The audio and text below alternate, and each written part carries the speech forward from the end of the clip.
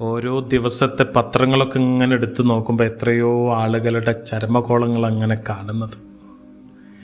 നമ്മളും ഒരു ദിവസമൊക്കെ അതേപോലെ കിടക്കേണ്ടവരാണെന്നുള്ളൊരു ചിന്തയൊന്നും നമ്മുടെ കയ്യിലൊന്നുമില്ല. ദുനിയാവിൻ്റെ ആഡംബരത്തിൽ ഇങ്ങനെ ആർത്തുല്ലസിച്ചിട്ട് ഇങ്ങനെ നടക്കണം നമ്മളൊക്കെ. കിതാബുകളൊക്കെ ഇങ്ങനെ തുറന്നു നോക്കുമ്പോൾ ഓരോ വരികളൊക്കെ കാണുമ്പോൾ മരണത്തെക്കുറിച്ചിട്ട് ഇങ്ങനെ ഓർമ്മകൾ വരും. ഉസ്മാൻ റളിയല്ലാഹു അൻഹു ഒക്കെ ഖബറിൻ്റെ അടുത്ത് പോയിട്ട് ഇങ്ങനെ പൊട്ടിക്കരഞ്ഞു എന്നൊക്കെ കിതാബിലൊക്കെ കാണാം. ഓരോ ഖബറാളികളൊക്കെ കാണുമ്പോൾ പള്ളികളിലൊക്കെ ഇങ്ങനെ പോകുമ്പോൾ കാണാം ഓരോ ഖബറാളികൾ ഇങ്ങനെ പള്ളിയുടെ നാലുപുറമൊക്കെ ഇങ്ങനെ കിടക്കുന്നു. നമുക്ക് അങ്ങനത്തെ ഒരു ചിന്തയേ വരുന്നില്ല. നാളെ അങ്ങനെ നമ്മളും പോയി കിടക്കേണ്ടവരാണെന്നുള്ളൊരു ചിന്തയൊന്നും നമ്മുടെ മനസ്സിലേക്ക് തന്നെ വരുന്നില്ല. കിതാബ് ഇങ്ങനെ തുറന്നു നോക്കുമ്പോൾ ഒരു ബൈത്ത് ഇങ്ങനെ കണ്ട് തസവ്വദ് മിനദ് ദുനിയാ ഫഇന്നക റാഹിലുൻ വസാരി ഇലൽ ഖൈറാത്തി ഫീഹി മൻ യുസാരിഉ. മോനെ, നീ വെറും ഒരു യാത്രക്കാരനാണ് ഈ ദുനിയാവിൽ. കൊണ്ടുപോകാനുള്ള ഭക്ഷണങ്ങളും എന്തെങ്കിലുമൊക്കെ അങ്ങോട്ട് ഒരു യാത്ര പോകുമ്പോൾ നമ്മൾ എന്തെങ്കിലുമൊക്കെ കൈപ്പിടിക്കുമല്ലോ, അങ്ങനെ എന്തെങ്കിലുമൊക്കെ വേണമെങ്കിൽ ഉണ്ടാക്കിക്കോ. റമദാൻ മാസമാണ്, എന്തെങ്കിലുമൊക്കെ ഉണ്ടാക്കണമെങ്കിൽ ഉണ്ടാക്കിക്കോ എന്നുള്ളതാണ് ആ ബൈത്തിലൂടെയൊക്കെ ഇങ്ങനെ നമുക്ക് ഓർമ്മപ്പെടുത്തി തരുന്നത്. തഴവ ഉസ്താദിൻ്റെ കിതാബ് തുറന്നാൽ തന്നെ നമുക്ക് കാണാം, അൽ മവാഹിബുൽ ജലിയ എന്നുള്ള കിതാബ് തുറന്നാൽ തന്നെ അങ്ങനെ കാണാം മരണത്തിനെ കുറിച്ചിട്ട് ഫസ്റ്റ് തന്നെ കാണാം. ആദം മുതൽ പല കാലവും കഴിഞ്ഞില്ലേ,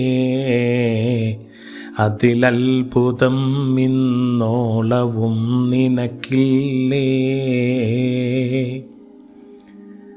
ലോകം അടക്കി ഭരിച്ചിരുന്നവരല്ലേ, മൗത്തെന്ന സിംഹം കൊന്നതത്ഭുതമല്ലേ. സിംഹാസനത്തിന് ചുറ്റി നിന്നവരല്ലേ, പിടിമണ്ണ് വാരിയെറിഞ്ഞതത്ഭുതമല്ലേ. കുതിരപ്പുറത്ത് സവാരി ചെയ്തവരല്ലേ, ശവമഞ്ചയാത്രയും ചെയ്തതത്ഭുതമല്ലേ.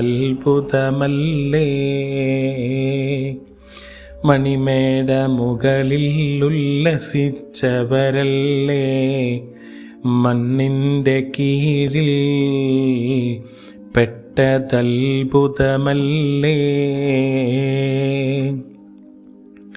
എത്രയോ ഭരണാധികാരും രാജാക്കന്മാരും വലിയ വലിയ മുതലാളിമാരൊക്കെ വാഴുന്നിരുന്ന കാലഘട്ടമൊക്കെ നമുക്കറിയാം. നമ്മളൊക്കെ വായിച്ചവരാണ്, പഠിച്ചവരാണ്. വലിയ മുതലാളിമാരൊക്കെ ചുറ്റുഭാഗത്തും തോക്കും പിടിച്ചിട്ടും അതുപോലെ കാവൽക്കാരൊക്കെ ഉണ്ടായിരുന്ന ആളുകളൊക്കെ പലരും ഇന്ന് ഖബറിലാണ്. അപ്പോൾ എത്ര ആളുകളുണ്ടെങ്കിലും എത്ര കാവൽക്കാരുണ്ടായാലും കാര്യമില്ല, സമയമാകുമ്പോൾ ഒക്കെ അവരൊക്കെ പോണ്ടുവരും. അപ്പോൾ ഒരുങ്ങേണ്ടവരൊക്കെ ഒരുങ്ങിക്കോളി എന്നൊക്കെ മുൻകൂട്ടിയിട്ട് ഇങ്ങനെ കിതാബിലൊക്കെ നമ്മളങ്ങനെ പഠിപ്പിക്കുക. അപ്പോൾ ഇതൊക്കെ റമദാൻ മാസമാണ്, പൊറുക്കലിനെ തേടാനൊക്കെ ഏറ്റവും പറ്റിയ മാസങ്ങളാണ്. പോകുമ്പോൾ കൊണ്ടുപോകാനൊക്കെ എന്തെങ്കിലുമൊക്കെ ഉണ്ടാക്കാൻ പറ്റിയ മാസമാണ്. ഒക്കെ ചിന്തിച്ച് എല്ലാവരും വേണ്ട പോലൊക്കെ പ്രവർത്തിക്കുക. അല്ലാഹു തൗഫീഖ് നൽകട്ടെ. ഈ റമദാൻ മാസം നമ്മുടെ സ്വർഗത്തിൻ്റെ വാതിൽ തുറക്കുന്ന മാസമാക്കി അല്ലാഹു മാറ്റട്ടെ. അസ്സലാമു അലൈക്കും വറഹ്മത്തുള്ളാഹി.